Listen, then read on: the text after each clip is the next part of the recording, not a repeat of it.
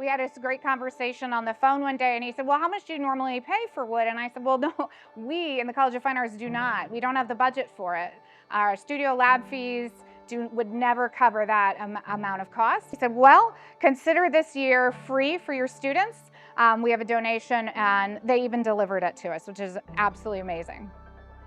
Ray was talking about that they have to take money out of their own pocket and go and secure the material, and then get the material to their class here. So we get to help with that, and it's real rewarding all the way around, and it helps further them in what they're endeavoring to do. It's a really nice feeling to get to be a part of that, to get to help and being a woodworker. That's what I've done ever since I graduated high school, has been in wood one way or another, and it's really neat to get to be a part of other people being interested in working with wood. It's nice to see that go full circle. I think inter-college collaborations are dynamic. I think they're necessary. I think they are for the betterment of all of our students, and certainly for the Commonwealth as a whole.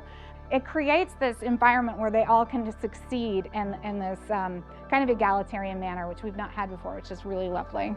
For our students, this is a true gift because most of the time they're working with construction grade lumber or random scrap that they might have from some of our other classes that are in the shop. For most of them, this is the first time they've ever used a shop before.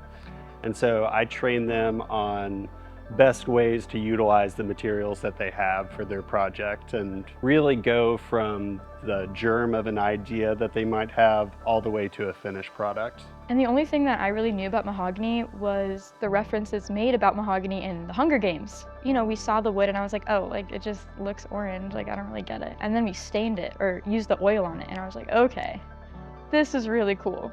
The assignment was to use the word sanctuary as our theme and to create any sort of box and then add a mixed media element to it. So she really wanted us to focus on using found objects. For me personally, my sanctuary has got to be people and my connections with others, and that's what really inspired this. Whenever I've been given flowers for anything from, you know, a boyfriend or when I graduated high school from my best friend, I've always saved the flowers and I dry them. And they just hang in my room. They're a good reminder of like happy days and stuff.